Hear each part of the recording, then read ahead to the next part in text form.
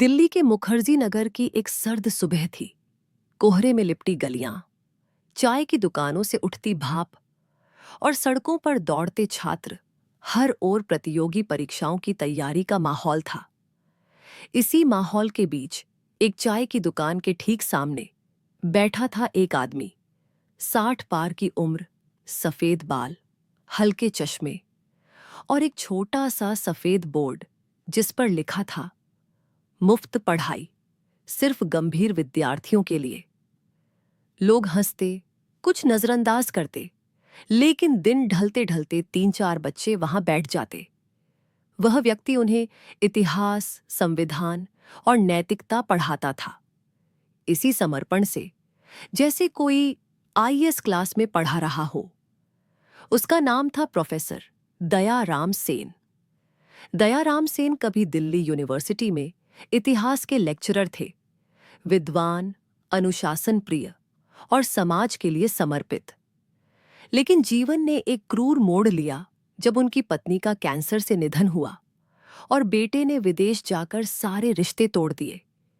तनाव, अकेलापन और पेंशन में कटौती ने उन्हें मानसिक रूप से तोड़ दिया। एक दिन उन्होंने घर छोड़ दिया। कोई मंजिल नहीं थी, सिर्फ एक विचार था, अगर समाज ने मुझे भुला दिया है तो मैं समाज को नहीं भूलूंगा। दयाराम अब फुटपाथ पर पढ़ाते थे। उन्होंने पुराने अखबारों से नोट्स बनाए, टूटे स्लेट पर चार्ट बनाना शुरू किया। बच्चे, रिक्शा वालों के, सब्जी बेचने वालों के, घरेलू काम करने वालों के धीरे धीरे आने लगे। वो बच्चों को सिर्फ पढ़ाई नहीं, सोचने की कला, बोलने का आत्मविश्वास और समझने का विवेक सिखाते थे। उनकी क्लास में कोई घंटी नहीं बजती थी, कोई डांट नहीं होती थी, बस हर सवाल का स्वागत होता था। जब एक स्थानीय कोचिंग संस्थान ने देखा कि बच्चे वहां नहीं, प्रोफेसर के पास जा रहे हैं, तो उन्होंने पुलिस में शिकायत कर दी। सड़क पर पढ़ाई कर बच्चों को गुमराह कर रहे हैं। पुलिस आई, उन्हें हटाने लगी, किताबें फेंकी गईं, लेकिन बच्चों ने मोर्चा संभाला। 20 छोटे बच्चों ने सड़क पर बैठकर हाथ में बोर्ड लेकर लिखा, हम प्रोफेसर साहब से पढ़ेंगे। यह दृश्य किसी ने रिकॉर्ड किया और सोशल मीडिया पर डाल दिया। वीडियो वायरल हो गया, लाखों व्यूज, हजारों शेयर। पत्रकारों ने प्रोफेसर से बात की, लोगों ने समर्थन दिया। सरकार ने उन्हें सम्मानित किया और एक एनजीओ ने एक छोटा सा कमरा किराए पर दिलवाया, दयाराम शिक्षालय। अब वहां दिन में 3 बैच चलते, आईएएस, एसएससी और 8वीं से 12वीं के गरीब छात्र।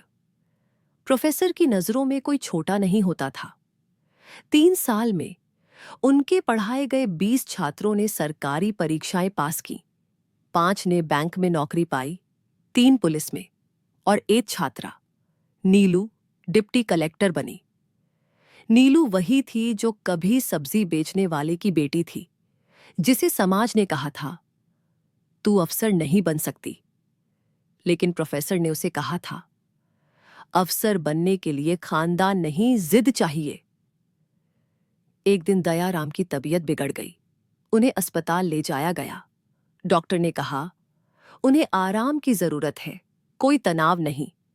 लेकिन प्रोफेसर बोले, मैं कल बच्चों की क्लास लूंगा, वादा किया है।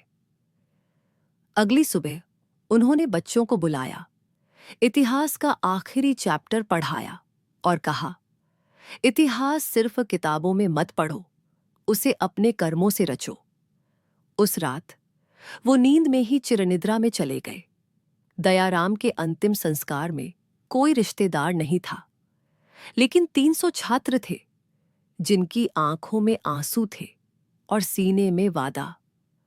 अब हम किसी और नेहा, किसी और नीलू, किसी और अर्जुन को पढ़ाएंगे। कहानी का सार, कभी कभी सबसे बड़ी क्रांति हथियार से नहीं, एक स्लेट और एक चौक से होती है। दयाराम जैसे लोग समाज को सिर्फ पढ़ाते नहीं, उसे फिर से गढ़ते हैं। कहानी अच्छी लगी तो लाइक करें।